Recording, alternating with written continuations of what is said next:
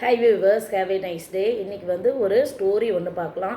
ஆபத்தில் உதவுனே நல்ல நண்பன் அப்படிங்கிற ஒரு கதையோட a friend in need is a friend in deed அப்படிங்கிற கதையோடு பார்க்கலாம். ஒரு ஊரில் ஒரு மரமும் ஒரு கிளியும் இருந்ததுங்களாம். அது வந்து ரொம்ப சந்தோஷமாக இருந்ததாம். ஒரு வேடன் ஒருத்தர் வந்தாராமா. அந்த வேடன் என்ன பண்ணாராம், ஒரு மானை பிடிக்கிறதுக்காக விஷம் வச்ச அம்பு வந்து விடுவாங்களாம்.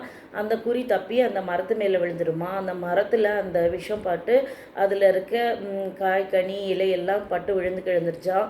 அதில் இருந்த மற்ற பறவைகள் எல்லாம் பறந்து போயிடுச்சா. ஆனால் அதில் இருக்க ஒரு கிளி மட்டும் அங்கேயே இருந்ததான். கடவுள் பார்த்துட்டே இருப்பாராம்மா, எதுக்கு இந்த கிளி மட்டும் இங்கே இருக்குது, எத்தனையோ மரங்கள் இந்த காட்டில் இருக்குது, அங்கே போயிருக்கலாம்ல அப்படின்னு சொல்லிட்டு அவர் நினைப்பாராம்மா.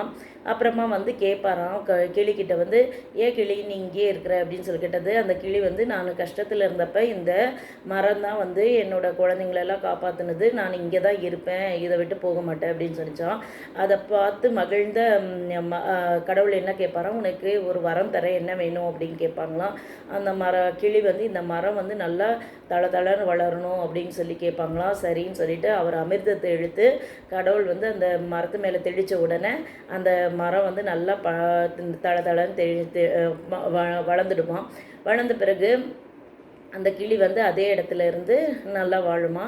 அதனால் நாம் வந்து கஷ்டத்தில் இருக்கும்போது நமக்கு யார் உதவுனாங்களோ அவங்கள மறக்கக்கூடாது அப்படிங்கிறது இந்த கதையில் தெரிஞ்சுக்கலாம். நன்றி மறப்பது நன்றன்று, நன்றல்லது அன்றே மறப்பது நன்று. அதாவது நமக்கு நன்றி செஞ்சவங்கள மறக்கக்கூடாது, நமக்கு உதவி செஞ்சவங்கள மறக்கக்கூடாது அப்படிங்கிறது இந்த கதையில் தெரிஞ்சுக்கலாம். Thank you viewers.